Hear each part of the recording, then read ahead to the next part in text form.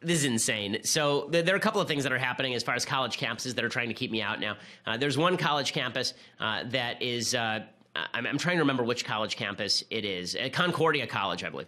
And they are now trying to withdraw funding. So they funded my event there, and now they're trying to withdraw funding. So that's very exciting. That's piece of college news number one. Piece of college news number two is that a sociology professor at the University of California, Merced, told students that he wouldn't debate me, but he would enjoy ripping my arms out of the socket, like a Wookiee, apparently.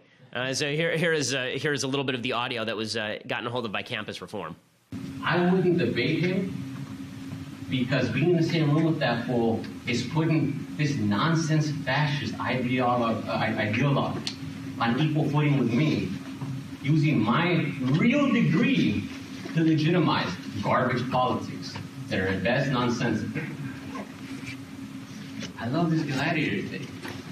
In my world, words mean something. Gladiator, you should pass this around. Well, I won't debate this fool. Why don't y'all set up some kind of MMA thing between me and him? And then the winner can take those $40,000 and give them to whatever charity they want. I'm completely down for this charity match. Oh, I'm completely down for that. Like, y'all don't think I wouldn't enjoy ripping this fool's shoulder out of its socket? Oh my God, y'all don't know. Y'all don't know. So he's a real intellectual here, ripping this fool's shoulder out of his socket.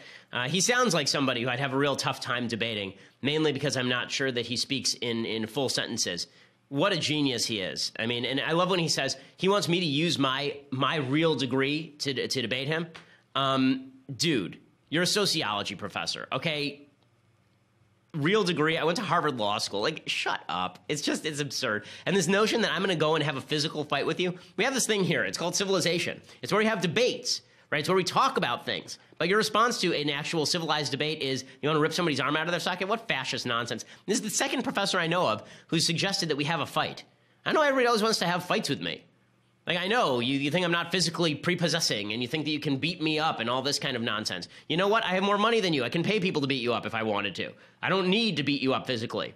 Plus, I can defeat you intellectually anytime I choose. So, of course, they revert back to their schoolyard bully nonsense that they've always been reverting to. Just what stupidity. Okay, so other things that I hate.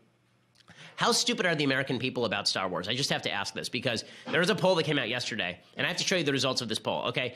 This is a poll from Morning Consult among 2,200 U.S. adults on the popularity of various figures from Star Wars. Now, not shockingly, none of the new Star Wars figures basically make the list.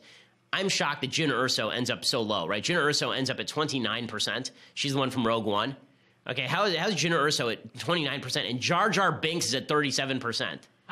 Jar Jar frickin' Binks, right? Finn barely nudges out Jar Jar Binks. BB-8 barely nudges out Jar Jar Binks. Okay, that's amazing. That's incredible. Emperor Palpatine, by the way, only finishing at 31%? Emperor Palpatine's only at 31%? Like, how is that possible? Darth Vader's only at 49%? It's a percentage that is a favorable impression of each character. But I'll tell you what the worst injustice here is, okay? The worst injustice, obviously, is that the people who are at the top of the list, okay, Leia is number one. Fine, you know, men have a good impression of Leia, and so do women. That's cool. But Luke Skywalker is number two at 72%, and Han Solo is at 68%. Who are you people? What is wrong with you? Han Solo has less of a positive percentage than Luke Skywalker? I mean, even if you include the new movie, Luke Skywalker's been on an island doing nothing, staring at rocks for like 20 years. Luke Skywalker over Han Solo, just insane. Luke Skywalker over Obi-Wan Kenobi. Luke Skywalker should be down by like Jabba the Hutt. Luke Skywalker. Lando comes in at 43%. How does Lando finish beneath C-3PO or Anakin Skywalker? They actually separated out Anakin and Darth Vader. How does Anakin finish above Darth Vader? How? How is that a thing? You all go to hell. Have you even seen these movies? What's wrong with you people? Okay. Time for the big idea. So on Thursdays, we talk about a big idea that requires elucidation. And so today we'll talk about freedom of association. Freedom of association is not an actual stated constitutional right. It's pretty obvious that the Constitution means that you get to hang out with whoever you want to hang out with, because freedom of speech and freedom of assembly both mean freedom of association, right? I get to say what I want, and the government can't control that. And I also get to assemble for a petition and assemble in groups however I want. And the Supreme Court has found in cases like the NAACP versus Alabama in 1958 that the NAACP did not have to reveal to the Alabama Attorney General the names and addresses of NAACP members in the state because that would violate freedom of association. In 2000, the Supreme Court ruled that the Boy Scouts could revoke the membership of a former Eagle Scout when it found out that he was a gay rights activist because they said they have freedom of association. Freedom of association is vital because it seems to me that this should be applied to the business space as well. I get to associate with whom I want. I don't have to associate with anybody else.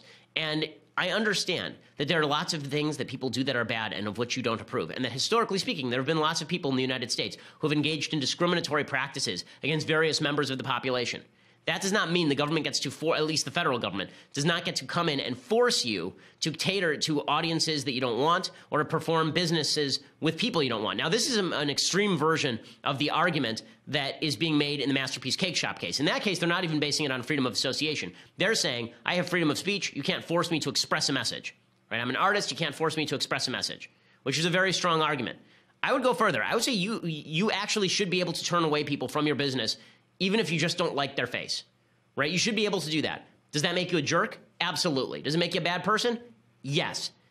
Should you be able to do it? Yes, because that is true for every association, right? If I have a synagogue, I shouldn't be forced to admit a Christian to my synagogue, and if I have a church, I shouldn't be forced to admit a Jew, right? The idea of freedom of association requires that we all act in society together and that we cultivate good people. But the idea that government has to force it down our throats, I think, is a big mistake. This became a big debate during the 1964 Civil Rights Act, and there were a lot of people making exactly the argument I'm making. Barry Goldwater made this argument. Barry Goldwater was a civil rights activist, by the way, and people proclaimed that he was racist because he said that people have the right to choose with whom they do business, even if you don't like the choices that they make, and he was portrayed as some sort of evil racist for all of this. There is no principled argument for freedom of association if the government gets to decide with whom you associate. End of story. So that's the history of freedom of association in a nutshell. It should still apply. Unfortunately, it's a right that's been increasingly written out over time. We should rewrite it back into the Constitution because if you don't like me, you shouldn't be forced to associate with me. What I said about income inequality is a few things. Number one, the idea that the people who are very, very rich somehow stole from the people who are very, very poor, and that's why they're very, very rich is stupid. Poor people are poor and don't have lots of money to steal. Okay, so the idea that Bill Gates got rich by ripping off a bunch of homeless people.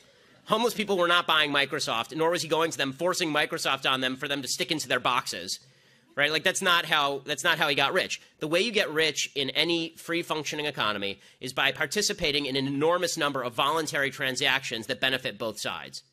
You should care about the question of poverty. You shouldn't care about the question of income inequality. You should care about how do we make poor people rich, not how do we make rich people poorer so that everybody's at the same level. Because that's just you being jealous. That's just you not liking the guy's house next door because it's bigger than your house. And look at that, he has a big house, I have a smaller house. Maybe I'll just go rob his place. Right? That's not moral, and it's not decent, and it's also not true. The fact is that while the left decries income inequality, the evils of capitalism, since 1994, the world extreme poverty rate has been sliced in half by increased capitalism and by free markets. Right? I mean, the free markets that are now being bashed left and right, those free markets are the greatest innovation in the history of humanity when it comes to the economy. It's why you have nice stuff. It's why you're not sitting in your backyard right now crafting your own handmade tie from a sheep that you had to shear yourself. I mean, I thought there's a great thing. I mean, just there's a little bit of a caveat on trade. I thought my favorite story of the last few months, there was some guy who decided that he wanted to make himself a BLT and see how much it cost to make the whole thing himself, right? Like from scratch. So he actually went and he bought a cow, and then he like killed the cow, and he went out and he got a pig, and he went out and he milked and he made the cheese. He went out and he grew some wheat, and then he milled it. Right, this whole thing, it cost him $1,600 to make a BLT, and it took him 6 months. Right, you can go down to your local restaurant and get a BLT for $5 because of global trade and because freedom of income. And the fact is that when people talk about income inequality, what they're really saying is they don't understand how money works. They think that if there's two people in a room, one person with $5, one person with $1, the person with 5 stole from the person with 1. It doesn't ask the question, how did the person get poor? The reality is, if you don't want to be permanently poor in America, it's very, very easy. The Brookings Institute, which is a left-leaning institute, they say you only have to do 3 things. Graduate high school, don't have babies out of wedlock, get a job. That's it. Those are the 3 things. 75% of the people who do those 3 things will end up in the middle class. Not just not poor, in the middle class. Only 2% of people who do those three things end up permanently poor in the United States. So the idea that it's the rich people keeping the poor people down and they're doing it for their own pleasure, their own sick pleasure. Bill Gates says for sport, he shoots poor people from the balcony of his mansion. It's asinine in every conceivable way. And it's so funny. I did a debate on National Geographic that never aired. It never aired because it was brutal. And it was me against three, which made it almost fair for them. And it was like Van Jones, and I think Van Jones was on the other side, and some professor from NYU, and it was exactly on this topic. And I said to them, are you proposing that we actually just kill the rich people and redistribute their money? And they said no. And I said to them, why are you talking about the rich people? What did they do? And they didn't have an answer because they don't know what the rich people did. They just know they want their cash. The idea that income inequality is correlated in any way with overall poverty is really silly. There are countries with really high income inequality and very low overall poverty. That's like the United States. There are countries with zero income inequality, Sudan, and nobody has anything. Right? So the idea that the differential is the statistic that matters, it doesn't. The fact is, in the United States, 9 out of 10 Americans are living above the global middle income standard. Right? Everybody in the United States is rich by global standards. And you want to get rid of the income inequality by destroying that, good luck to you.